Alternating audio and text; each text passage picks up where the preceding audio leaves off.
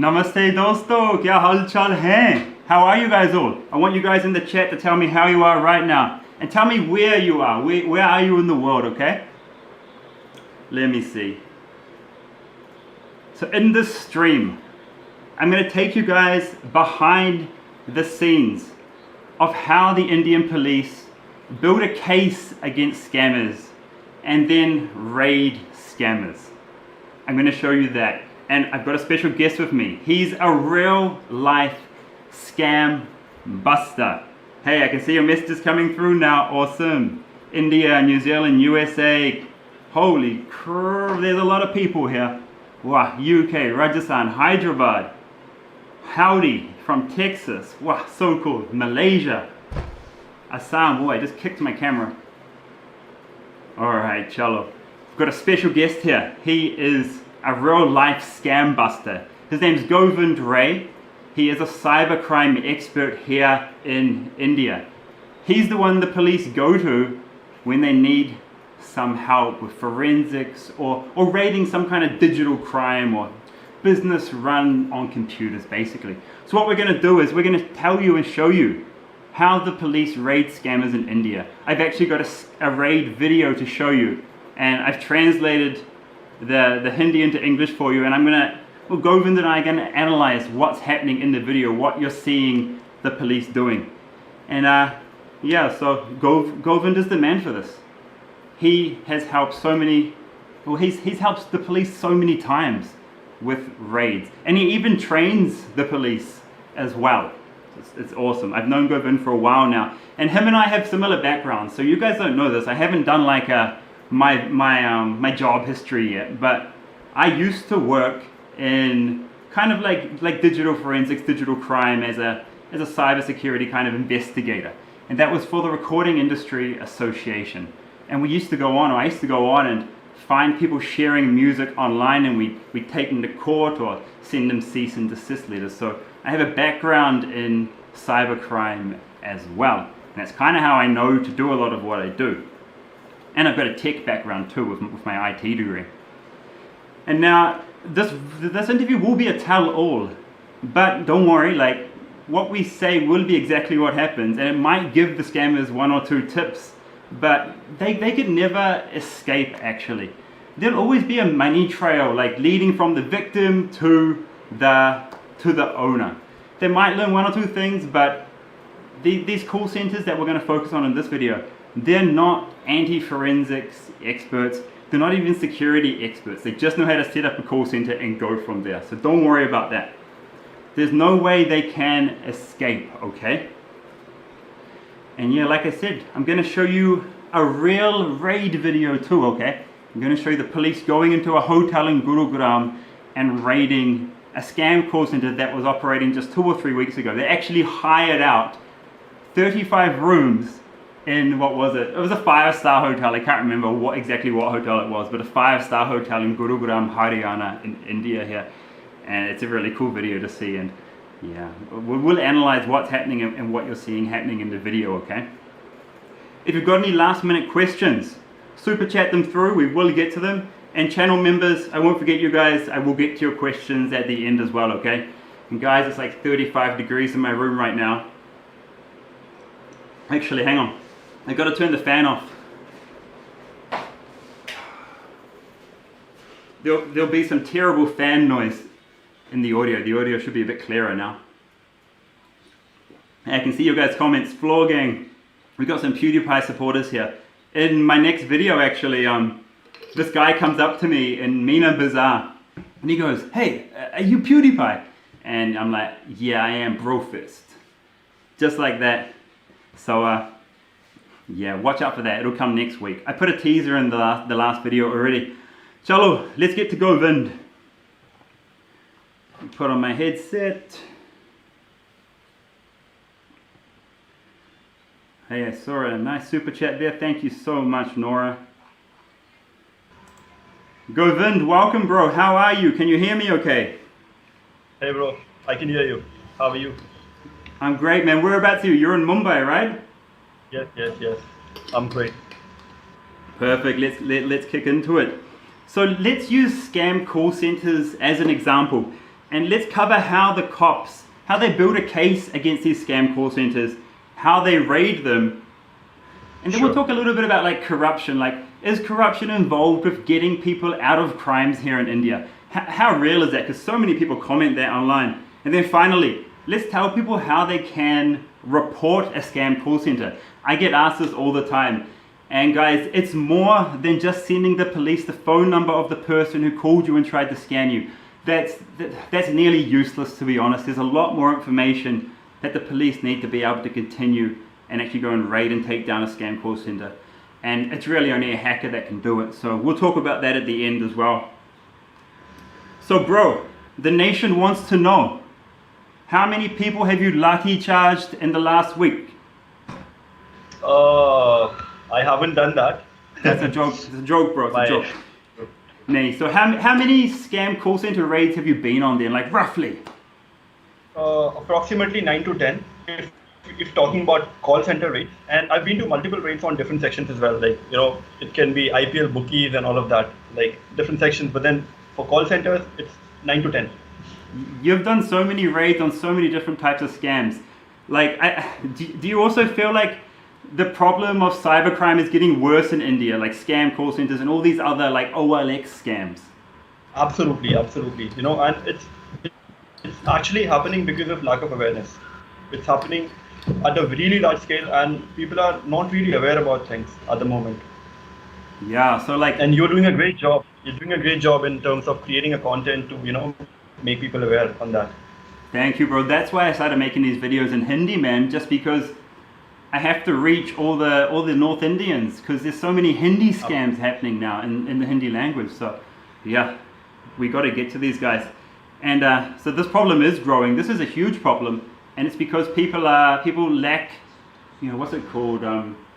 People aren't that computer literate, and especially the police aren't computer literate. That's why they need guys like you to help them on all their raids. Someone who understands computer forensics. So bro, let's crack into, how does a police officer go from getting the complaint from me or someone like Jim Browning and then building a case? How does the cop build a case that he can then take to a raid? And let's use scam call centers as the example, okay? Okay. So, you know, talking about a case, there are two ways when a case can be made by the police. The very first way is they receive a complaint from a complainant. So, you know, you can be a voluntary complainer who can actually go and lodge a complaint that so-and-so call center is running at this particular location, and you take action. You know, you can given all the information. The second scenario is that there are informers who are really active and they are constantly looking for such scams. So, you know, there are chances that the police might get information from some secret sources, like it happened in the Gurugram raid, the recent one which you actually published about. So, you know, these are the two types which is involved basically. So when we talk about the complaint method, when a official complaint is lodged in a police station, the very first thing, I mean, you know, there's a lot of investigation process which is involved in the process. It's not just that the police get some information and they would go and raid that call center. They would actually look at all the factors. The first thing they'll do is they'll ask the complainant to give a statement. So, you know, they'll take the statement and they'll ask all the information from the complainant. It includes that how are you even connected with this call center? How did you get the information? You know, everything. And from start to end, all after taking the statement, they'll then verify if the information which is given by this particular person is really correct or not. That is done through their intelligence, through their informers basically. And once it is verified. What's one way they can go and verify that a scam call center is still running? Like, do they have any tricks? Okay. So there are different strategies which they use. So basically, if they got some information regarding a call center's address, they would send some person in a civil uniform saying, you know, a postman and stuff like that, to actually check that what sort of functioning is happening there, how many people are actually sitting there in that particular office and all of that.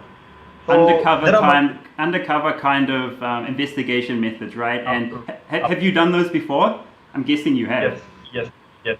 A lot of times. Awesome. And that is actually one of the best methods to first verify that if it is happening. And then when it is happening, then they would call the complainant and take all the documents from them. So, you know, if it is confirmed, the FIR is lodged, and after the FIR is lodged, the statement is taken, and all the documents. So documents includes, so let's say if this complainant is someone who worked in the call center earlier, so they would ask for the documents like script, the leads, the database, and all of that information. So once they have all these information, then they can figure out that, what is the next step. So they have made a case, they have actually identified what type of crime which is happening. So if it is an IRS scam, they'll put up different sections. If it is a tech support scam, they'll put up different sections. So like in IRS, generally extortion sections are improved because people, you are actually threatening someone and taking money from them. So it depends upon the type of scam. They check that from the complainant, and then they put up sections based upon that. Once the FIR is lodged, then further intelligence is done. Okay, so they're basically like checking that a scam is running there, and which scam it is, okay, and they're collating that like information together into a document so they can apply to the court to get a search warrant. Is that right? Yes. So there too, once they have all of these information, concrete information with them, then they would apply to the court to get a search warrant, because you are very much aware that anyone would not let enter the police and let them search.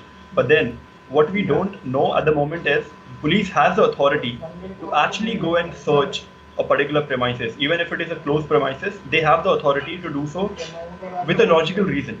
So they need to have a proper reasoning to it, so that if they have a reason like, if we didn't raid this call center at 10 o'clock in the night today, they would have vanished away, or they would have tampered the evidence. So these reasons are actually concrete and valid enough, which they can give in the court, and then they can search the premises. If they find something, then a case is lodged based upon that. Okay, let's go to a raid now. So imagine that we are in Kolkata Sector 5. I think they call it Salt Lake City, something like this. It's an IT hub, but it's also a hub for scam call centers in Kolkata. They're all in Sector 5, okay? So let's imagine like we're with the police, we're outside the scam call center. They know it's a scam going on in there. How do they secure the building, and what happens after they go inside the building? What happens during a raid, basically? Right. That's a very good question. So, on this, there is a lot of things which is done even before visiting the building. So there is, like I said, there's a further intelligence done after verification and, like assurance that such call center is running. What they would find out is number of people involved, number of people working in this call center, what are the entry and exit gates of that particular building, how many watchmen are there, how many security guards are there. If there's a personal security guard hired by this particular company who could stop the officers, they'll figure out all of that. If there's a reception counter in the office, if there is any lady working in this office. So, if there's a lady or woman working in this particular company, they would get some lady officers as well. So they are prepared completely. They don't. So in India, if you're raiding a scam call center and there's women there, you need a female police officer to deal with the woman. Is that right? Yes. So that's preferable because there could not be any allegation. So when it comes to interrogation on a lady or a woman, it's more preferred that a lady officer does that, so that there's no allegation at the moment, because at the later stage, because there are chances that the owner of the call center might put up allegations like they were not respectful and they were abusive and all of that. Okay, so how do they stop people from leaving the call center then when they're outside ready to raid? Like, take us through from there onwards. So yes, so the very first thing I told you is like they secured a building by looking and having people at the entry and exit gates of the building and the office as well. Now when they're entering, the first thing they'll do is they'll interact with the owner of the call center. So there are two chances. They might have a warrant or they might not have a warrant. If there's no warrant, then there are chances that the call center's owner might fight back. Fight back as in verbally, and he might try to stop the officer from entering the call center by saying that you don't have a search warrant. How can you enter my premises? So a lot of things he'll try. He'll try to use all his influence to actually pressurize the officer and all of that. That is done. That's actually a fact. What kind of influence will they try to use, bro? These call center owners. Stops a lot of officers from taking proper action.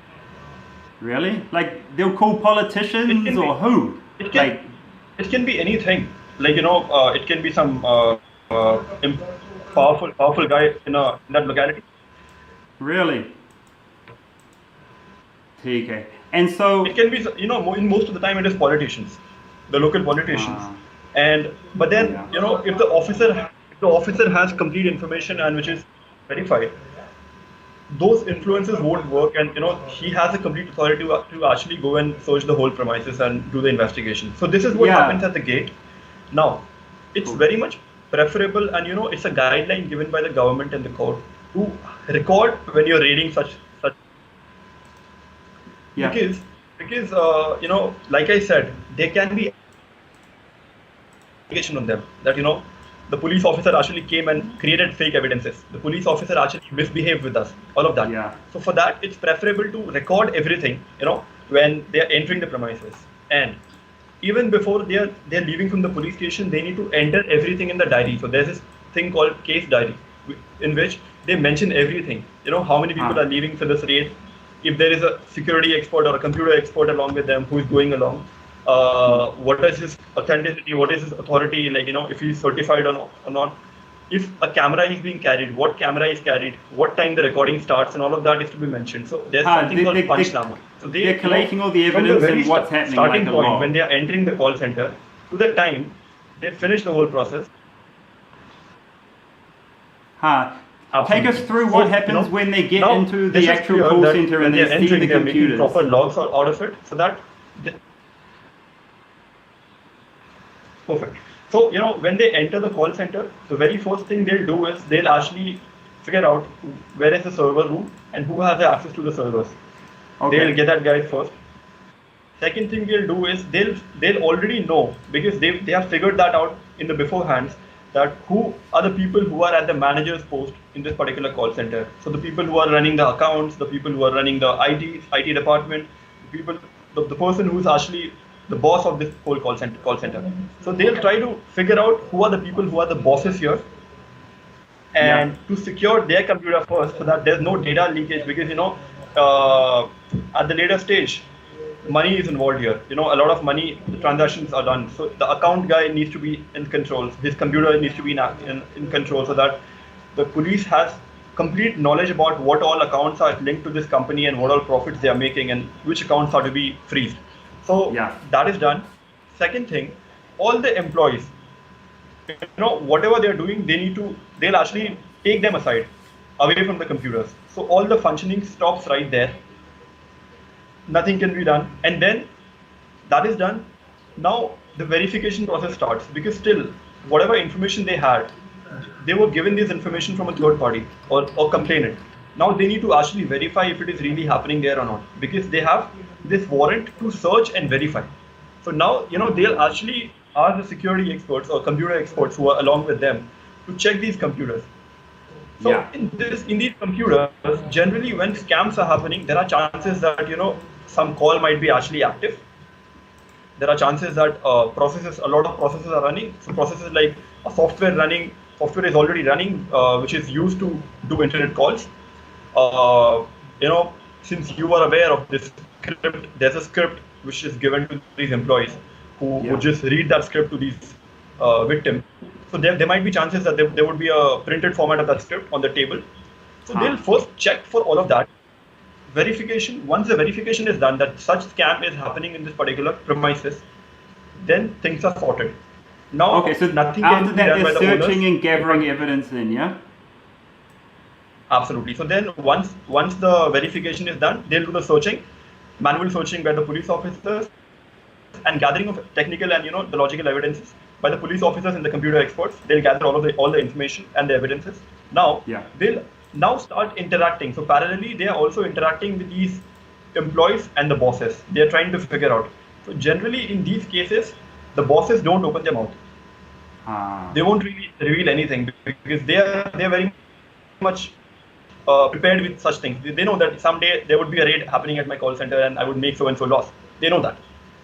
So here the employees they just call their lawyer, right? Exactly.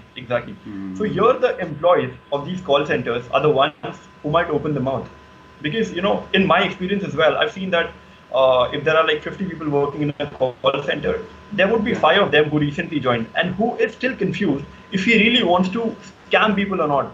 He's doing that work just because he needs money. So the police will find them and use them as witnesses during the raid. So they've got even more evidence now. They've secured the computers, they've secured what's happening on the computers, they've secured the boss and the accountant, and they've got some witnesses now during the raid. So that's kind of the raid in a nutshell, right?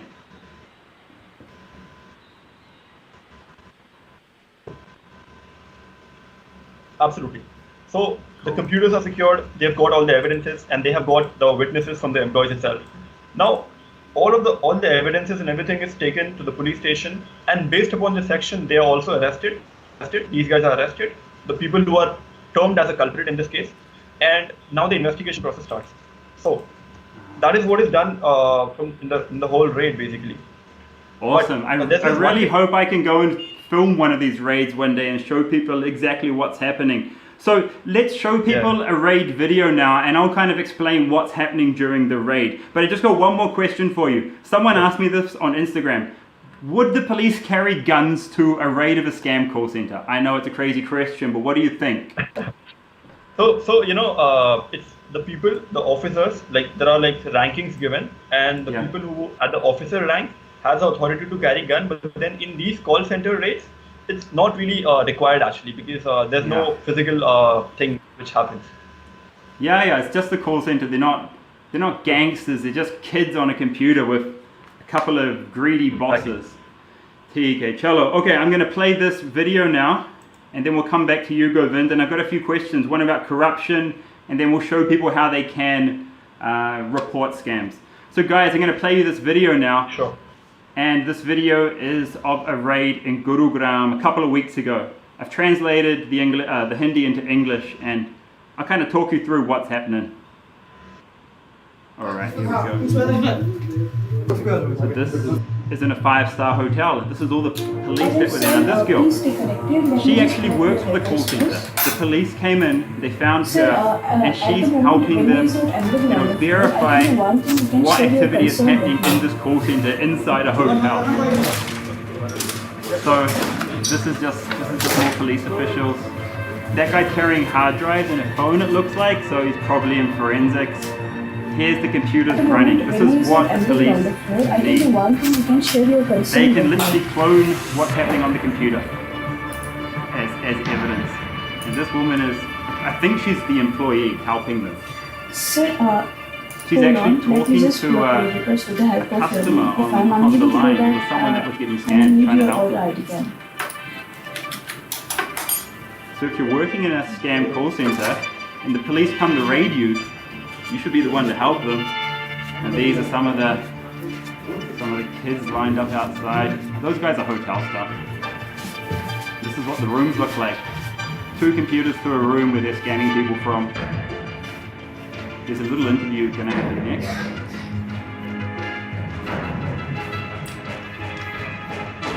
पहले system 4 था। आज हम morning में जब सो के उठे तो हम लोगों ने देखा सिस्टम 2 है, बट फिर हम लोगों ने पूछा कि सिस्टम 2 हो गए, तो बोला हर कोविड-19 के चक्कर में जो भी है सिस्टम 2 ही होंगे एक रूम में। हमने बोला ठीक। ये नहीं बताया पुलिस रेड होगी या क्या होगा? पता था आप लोगों को किसी को? पूछा भी था, मैंने पूछा भी था, तो उन्होंने बोला ऐसा कुछ नहीं है। यही रीज़न बताया कि कोविड-19 की वजह से हम लोग को सिस्टम 2 से ज़्यादा डिस्टेंस। तो कोविड आज ही स्टार्ट हुआ आपकी कंपनी में, इतने दिन से चल रहा था? हम लोग पहले भी बोला था हम लोगों ने कि 4 लोगों का 2 दिन के लिए बुलाया। तो पहले आप लोग 4 लोग काम कर रहे थे कमरे में? Yes ma'am. और आज से 2 कर दिया आफ्टरनून से? Yes ma'am. Alright, more police. You're going to see the police van on the left. You're going to see that very soon. This is outside the hotel. This is the Radisson Blu. It's a 5-star hotel in Gurugram, Haryana. There's the police van. So that van would have been used to bring the police here.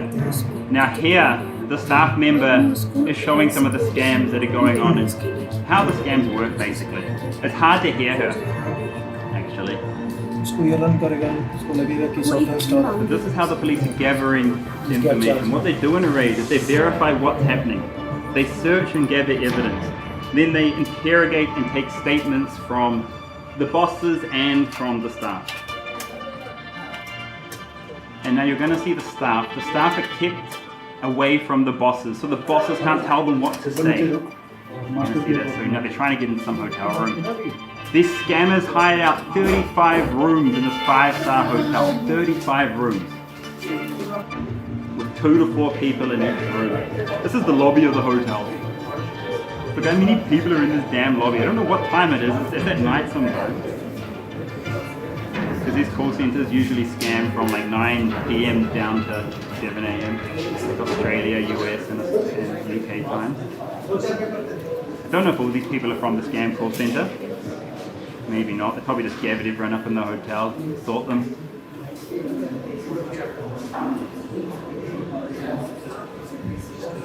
And the police also filed a case against the hotel owners. Why are the hotel owners doing this, Hugo? They shouldn't be. This was during lockdown, so this allowed the police to go in and raid them.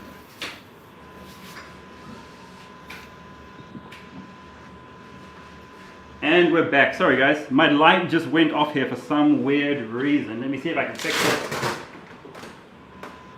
Oh, I think the lights are too hot. Okay. So it's summer in India here right now, guys, and it's freaking hot in here. I'm like sweating, and the light has got too hot. So it'll come on in some time. But chalo, we're back with you, Govind. So bro, you'll always see people who are commenting online, nah, these guys will get away with it. Like, they'll use their contacts, they'll use police corruption to get away with the crime, these scam call center owners. Like, how true is that? How can they get away with the crime? Does it happen often? Yes. So I'll tell you, generally when I say that after the case is filed and everything is done, the whole process is done, when I said that, there are certain sections which are imposed on that particular case. So that completely depends on the section which is imposed. So like in IRS scam, if it is extortion, it's a very severe offense. And there are multiple things, based upon those sections. So if it is a bailable section, they get the bail immediately from the police station. So now, if I've done some crime, I'm arrested by the police, I can hire a lawyer and the lawyer would get a table bail. So the table bail means that I can pay the amount to the police, the bail amount, and I get the bail immediately. But if it is a non-bailable section, then I have to go to the court to apply for a bail. And if it gets approved from there, then I might actually get the bail from the court. So here in these call center scams, generally it is non-bailable offense because the sections are actually imposed that way. So they would actually, that means they want to keep the scam call center owners like in police custody so they can continue their investigation. Absolutely. So I think what the thing is what I'm trying to get at is when the police get to court, if the evidence isn't super tight, these scam call center owners can afford the best lawyers in India. They have so much money. They are croropatis. They can afford the best. So when it gets to court, and if the police evidence isn't perfect, they will get off. Is that right? Hello. Yes. So what I was saying is, sorry, I've got a call actually in between. So generally what happens here in the process is they get a lawyer, they apply for a bail in the court, and once they apply for the bail, the police needs to tell the court that this is the reason that we need his custody. So, and what is the reason? So, in these call center scams, you are generally aware that there are a lot of people involved. It's not just the call center's owner, but it's also that there are people who give the database, who pass on the leads and all of this. The police can always tell the court that there are multiple people involved who are still not in our hands. So we need to gather their information. We need to interrogate these people. We need to actually do a further investigation and proper analysis of all the documents and all the evidences which we have received. And if these guys get the bail, they would not come back to the police station to give the statement whenever we call them. So we need their custody. So then the court actually agrees to it and gives the custody. And after a certain period of time, when the investigation is done, they get the bail. Yeah. Now, the process is still not over. So, after getting the bail, they are not free yet. So now the police has to do the analysis on all the evidences, what is found out in the raid, and all of everything is gathered. Now they'll analyze everything and they'll make a conclusion report, which is called the charge sheet. So this is filed after the arrest. So they were arrested, they got the bail, and now the conclusion report by the police is filed to the court. And once the charge sheet is filed on each of the culprit, now the court the matter starts getting into the court, and then the lawyer, the government lawyer, and the offender's lawyer would actually fight in the court. And the offenders, the main motive of the offender's lawyer, like you said, that how easy it is for the offender to get out of this trouble. It's not that easy. But then, if the work is done properly, because the offender's lawyer would only try to find out the lackings in the police's investigation. They'll try to Okay. find out the lackings, and they'll try to be in a position to raise a question on the evidences which is gathered. So they'll try to Okay, bro, question so- the integrity of the evidence. I know what you're saying about in the court. What I was thinking was, what I think is, the lower the rank of the police officer, the easier it is to bribe them and allow the call center to keep running. But the higher the rank of the police officer, the harder it is to bribe them, right? Is that right, or am I wrong? True. You're right. And when it comes to like you said that how corruption is involved in this whole process.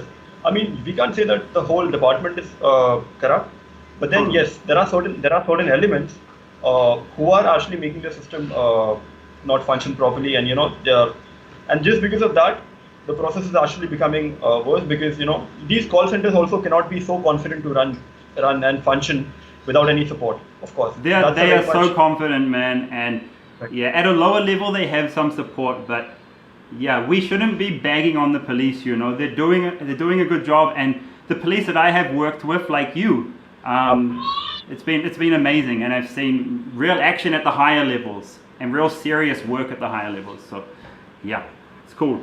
All right, bro, let's wrap up quickly. So how can somebody report a scam call center? Just tell us what information they need to send to the police and to what website. Yes.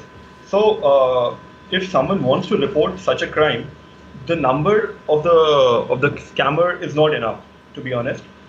Yeah, what they need totally. is, they need the name of the call center, they need the address of the call center, they need to have information. So it's not that it's compulsory to have this information, but then they can always try to get these information, which is number of people working in the call center, the type of scam which is happening there. So if it is an IRS scam or a tech support scam, the category has to be defined.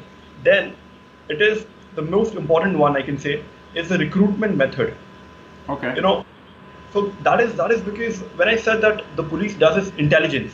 So in the intelligence, there are times when they would send their person to work in this call center for a while, because they need to have a complainant, they need to have a victim in the case. I can be a complainant for them as a volunteer. I can actually go and lodge a complaint. If I'm not the victim, that's fine. I can completely go and lodge a complaint. But then there needs to be a victim, and to find out the victim, they sometimes send a person from the police station to work in this call center for a while, gather all the evidence, and give insiders information. So then the recruitment method is really important, because it is really complex, kept by the call center. So if the police knows that, it becomes easy for them to execute. Yeah, I get it. And I think the police would ideally like to have the address and the name of the owners. If you can give this kind of information, the police can actually do something. A number is not enough. They need a lot more. And actually, I think only a white hat hacker can actually get this kind of information. Because to get this information, you have to be inside the call center, inside one of their computers. Or if you're the police, you need to send someone in to get a job there and work there for a couple of weeks. Then you can get the victim list. That's very important, all the people that they've scammed, because these scam call centers actually keep a victim list, how much they made from that victim, and all their personal information and their credit card details, and they also record every single phone call. So all the evidence is there once the police raid. Yeah, it's really good.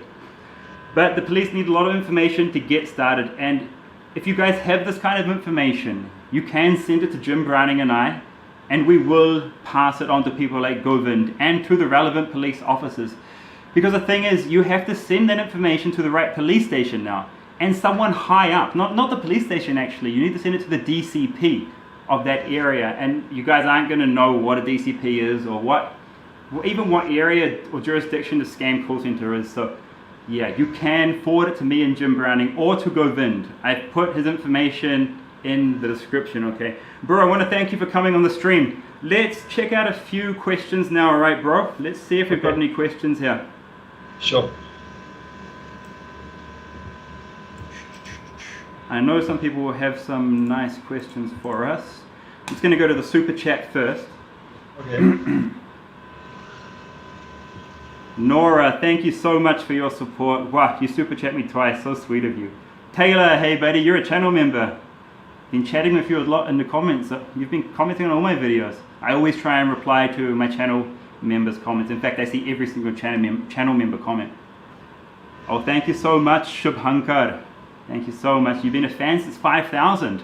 Wow, That was 2 years ago. That was when I was riding around on my motorcycle in Leh and Ladakh, so long ago.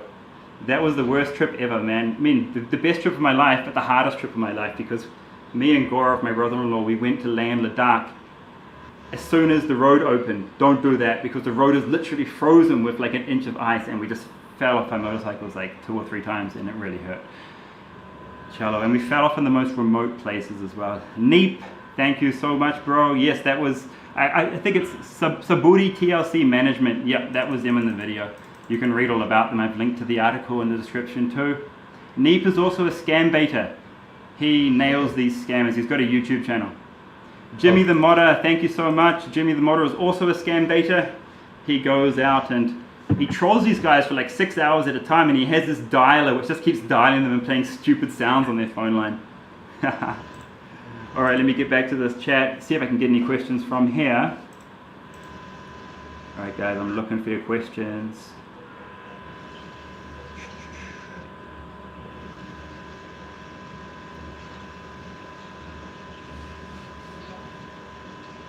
Alright, I'm hiding these people who are spamming. Hiding that person, hiding that person, hiding that person, bye-bye. I love hiding people. You're all robots. There's this robot army that comes to my freaking channel just to type crap. Please talk about interstate police. Bro, stop spamming, I'm gonna put you in timeout. What can we say about interstate police, bro? Is there anything we can say about? Yeah, I didn't get him either. Never mind. Okay.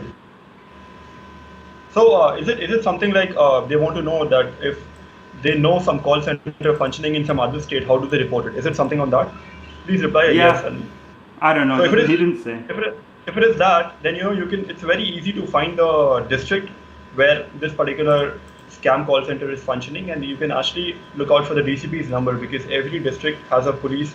They have a website for the police department. And there you get the DCP's number and the mail address. You can simply put in a mail, or you can reach out to Carl, and then he can reach out to the concerned DCP of that particular zone or the district, and the action can be taken immediately.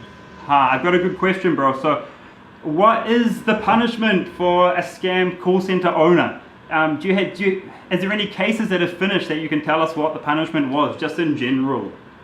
So it's actually sentence as well. Like. Completely depends upon the sections. So if it is like extortion, which is involved like IRS scams, there are chances if the crime is completely proved, they might get some sentence, or they might to actually go for some penalty and of a huge amount, whatever they earned, more than that. So if it's either a penalty or a sentence which is given to the call center owners. Completely depends upon the judge who is sitting on the chair to decide that. Okay. But what's one sentence you've seen? One sentence. It can be like being in the jail for like 3 years. Okay. Things like that happens. But then completely depends upon the level of investigation which is done, and the evidences which are gathered. So that if there's no question raised upon the evidences and the investigation process, then of course it's possible that the owner of the call center might actually get screwed properly. Okay. And they actually do. They do. Good. I've got a couple more good questions here. How do you personally feel about all these scammers ruining the reputation of Indians? Because they're cooling the world. I really feel bad about it, because it's they are actually creating a bad image for the country at the international level. You talk about the victim. When you actually interact with any of the victims, they would not feel comfortable talking to you when you say you're an Indian, because they were scammed by some Indian. You see, so that is a really bad thing which is happening, and it's happening at a very large scale. It's not even like happening at a small scale in some city, but then it's almost happening in all the major cities of the country. So it's a very sad thing, I would say. And so this guy says, why can Jim Browning and Scammer Revolt find scam call centers, but the police can't? So let's see. The thing is that when it comes to the police, they are hiring experts like me, because it's not that they are not computer literate. It's because they are not trained to do so. They are already handling murder cases, they are handling kidnapping cases and all of that. So they are more active and they are more talented on that particular part. So their expertise is on those areas. I mean, I cannot compete with them when it comes to detecting a case of kidnapping. I cannot compete with them when it comes to detecting a case when it is about a murder. So you see, it's a different expertise area, and you cannot expect from the officer who is not computer literate or an expert in computers to detect a case like this, because it's all about expertise. You're bang on, man. You're right on. Perfect answer for that, man. Thank you so much. One more. Will India be totally scam free in the next 10 years? No country is going to be scam free ever. Every country has scams, man. True. Yeah. I mean, people will stop scamming. Scams will slow down once the standard of living rises, right? Once people aren't so desperate to earn some money. That's the only way, man. Building the economy, building education. True. What do you think, bro? Why do people scam? I think that's what they're kind of asking. It's actually like you mentioned in your previous video that there was this guy who was actually forced to do it. He didn't really want to do it, but then he just needed some money and he actually went for it. There are students, so I would like to mention this point that here in Bombay as well, I see a lot of students who have just passed their 10th and 12th grade, who are looking for some sort of internship, and they get this call center jobs, and after doing their graduations they get paid like 20,000, but then just after the 12th they're getting paid like 30,000, 35,000, and that's a huge amount for them. So they actually get addicted towards it. They feel that I can't do a better job than this, even if it is about scamming people. So then it becomes a habit for them. So you see, like, it's actually a psychology that when you get into something and you get paid for that, you get money from something, you actually get addicted towards it. So leaving that particular job or that particular thing becomes really difficult. Bang on, man. This is another good one. Do they punish the people working in the call center? We meant to talk about that. Yes. So here, it's all upon the investigation officer. And the first thing, like, according to my observations, what I've observed is the people who are working since very long are treated as a culprit in the case. And the people who recently joined the call center and who are willing to become the witness in the case would be treated as a witness who he wants to. And of course, based upon the logics, based upon the information which he's receiving, that if the person is involved since very long, so that means that he's addicted and he wants to earn money and scam people. But then if there's someone who just joined the call center 5 days ago, might be not a culprit and he's just confused about if he should work or not. Yeah. Okay, bro. Oh, someone saying, what does DCP stand for? District... Deputy Commissioner of Police. Alright, Deputy Commissioner of Police. And every district has one of these, right?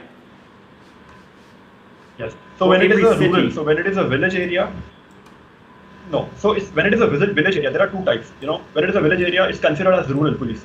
So there's a SP, Superintendent of Police.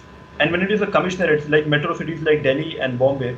There is a commissioner and there's a DCP, so Deputy Commissioner of Police. Ranking is the same of DCP and SP, but then the name is different for villages and cities. Ah, okay. And another So good one here. basically a district given to them, and in cities there are zones given to them. Cool. We'll go for 2 more questions. I got a good one. Can you get in trouble if you rat a scammer and collect the evidence and report them to the police? Can you get in trouble as someone working in the call center? I could not hear your question, bro. Can you repeat it? Yeah, sure thing, bro. My light's gone off. It's so hot in here. If you report a scammer and you're working at a scam call center, or if you've hacked the scam call center, can you get in trouble? Will the Indian police, will you get in trouble somehow? I'm still not sure on this question, Ashley. Are you referring to if I hack into a call center system, would I get into a trouble? Yeah, exactly. Okay. So are you referring to people like Jim who are doing a great job in like getting access to the computers of these call centers? Would they get into trouble if they're Indian? Totally. Of course. So here, when we look at it logically and legally, it is an unauthorized access. But then looking at it logically, it's actually like gathering intelligence, and you are not using that particular information for a wrong deed. So you are actually going and reporting the same to the concerned law enforcement agency. So if you're a white hat hacker or an ethical hacker who has certain skill sets, who can use it, you can always, like if you have some suspicions that this particular district has this call center functioning, before hacking into their system, you can always report the same to the DCP, write a letter to him saying, I'm doing so and so, and I'm just informing you so that when you're hacking into their systems, there's a DCP who will protect you, saying, okay, I was in the loop when he was doing this process. Don't do it directly, because it might go against you, it might go legally against you, because of course he's a thief, but then you are hacking into some system. Got it. Keep some officer in the loop. You can simply write a mail. Yes. Perfect. So just submit your information anonymously or through somebody else, okay? If that's what you're up to. Absolutely. All right, bro. I want to thank you so much for coming and speaking with us, bro. You can check out Govind's profile and who he is in the description, okay? And you can reach out to him if you want. TK. Dhanyavad, bro. Thank you so much, bro, for inviting. No worries. Later. Thank you guys so much for coming. That was awesome. Govind he's an awesome dude. He knows so much. He's become one of my good friends now, and whenever I have a question about what's happening, he's always got an intelligent and a rational answer for me, because yeah, he's far more rational and intelligent than I am. Okay guys, so there was a number of technical issues during that stream. It's so hot that my light's going off. The Skype screen kept like going small for some weird reason, so I can't use Skype again. And my internet's screwed. You know what happened? Like a couple of days ago, there was a huge storm here in Delhi for like 10 minutes, and it broke my fiber connection at my home. And the fiber installation guys were here yesterday and all today trying to fix the connection. They spent 2 days and they still can't fix it. So I've done this stream off 4G. Usually the stream will be a lot smoother. What to do? Chalo dosto. I'm going to go and watch a TV show with Manisha and relax now, and I'm going to turn on this fan. I'm not using AC during summer because I want my body to adapt to the heat. I don't want to have to rely on an AC, so I just sleep with the fan on these days. Alright guys, thank you guys so much. I did see all the channel member comments, but I couldn't get to them all. I think I got to all the super chats.